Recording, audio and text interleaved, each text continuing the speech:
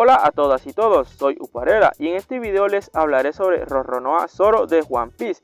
No sin antes decirte que te suscribas y le des like al video para que este proyecto siga creciendo. Empecemos.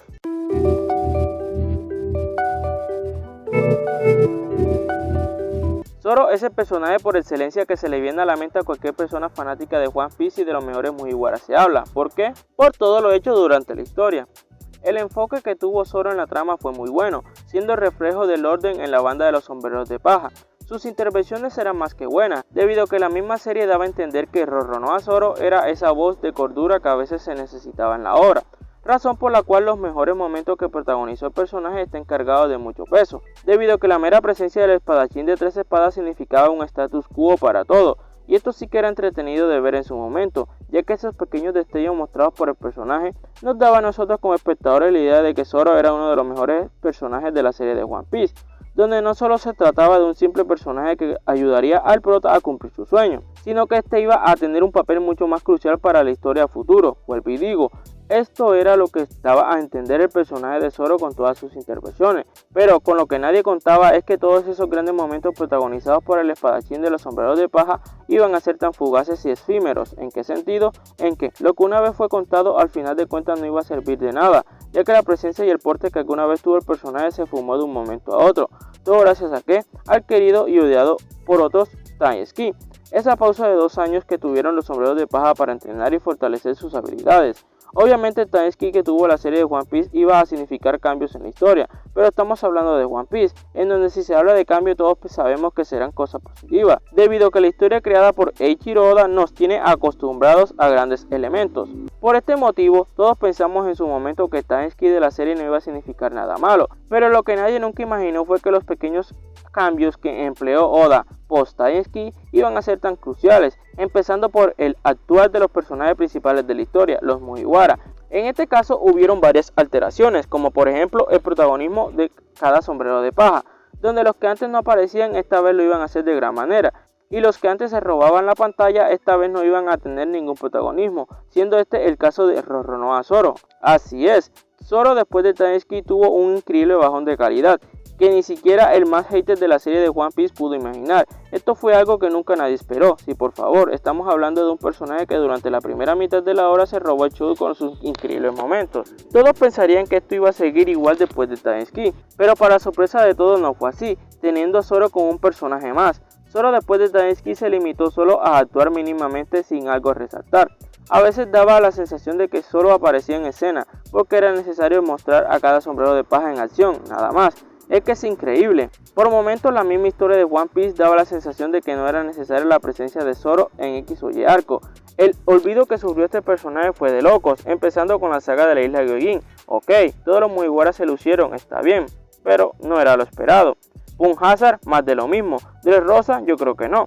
Todos estamos de acuerdo en que esta saga ni ninguna de las anteriores hay algo a resaltar con respecto al personaje de Zoro, y así con cada una de las sagas que siguieron desarrollándose en la serie de One Piece. Solo más de lo mismo, pocas intervenciones de Zoro y aparece mínimamente para demostrar que por lo menos tiene poder, porque de resto no hace nada.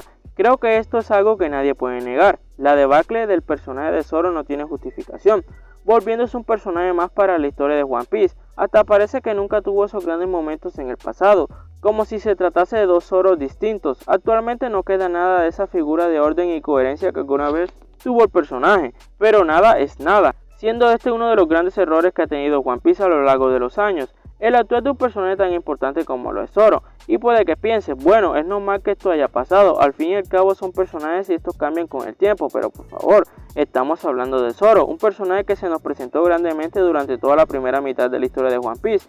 No creo que todo esto haya sido en vano.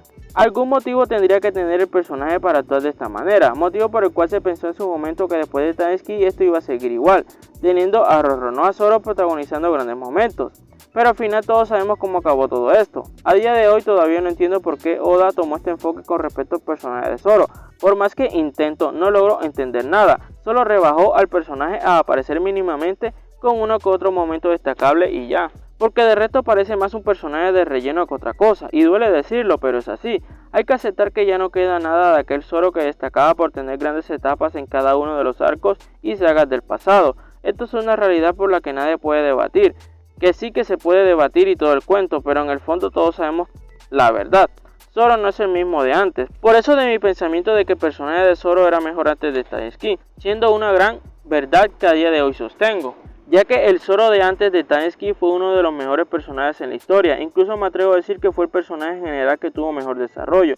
No hace falta explicar el por qué. Sí, aún a día de hoy son bien recordadas todas esas escenas que el personaje protagonizó, ganándose el cariño de los fanáticos de la serie de One Piece. Qué personajazo era Zoro antes de Tainsky. Todo, absolutamente todo, era perfecto con respecto a este.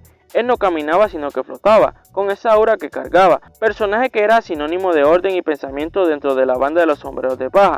Es por todo esto que Zoro fue considerado el segundo al mando de la banda después de Luffy, debido a que Zoro encarnaba muy bien el papel de vicecapitán, ya que sin serlo hizo muchas cosas de gran renombre, como el asumir el equilibrio tras disputa entre Luffy y Usopp, o también como olvidar cuando se sacrificó por todos y aceptó esa carga de dolor en Thriller Bark. Pequeños momentos pero con un gran significado que trae consigo el actual del personaje, dando a entender al espectador el nivel que tiene el espadachín Roronoa Zoro y de lo que es capaz con tal de cumplir sus sueños y de proteger a sus amigos. Es por esto que en su momento fue considerado un gran personaje y siempre demostraba grandes destellos de grandeza, que fuera del cliché de perderse siempre, ser un bebedor sin remedio o que solo vive por pelear, cuenta con un gran sentido de la responsabilidad. Razón por la cual muchas personas comenzaron a considerar a Zoro como el vicecapitán, por su razón de actuar y su sentido del deber. Todos estamos de acuerdo en que es así, y que la mejor versión del personaje la tuvo antes de Tainsky, en donde dicha versión es insuperable en todos los sentidos. Muy difícil puede llegar a tener este nivel, con lo mostrado actualmente creo que no, que sí que tiene uno que otro momento destacable, como en Wano, pero ya no es lo mismo de antes. Tú y yo sabemos que no es lo mismo, pero ya no es lo mismo de antes. Tú y yo sabemos que es así. No sé si sea bueno o malo, pero hace mucho tiempo que Zoro tuvo su mejor interpretación como vicecapitán y como personaje. No por nada a día de hoy el personaje de Zoro vive más del pasado que lo propiamente hecho en el presente, y son todas esas escenas mostradas en su tiempo las que aún mantienen a flote al personaje actualmente. En pocas palabras, Roronoa Zoro vive del pasado y no es algo malo.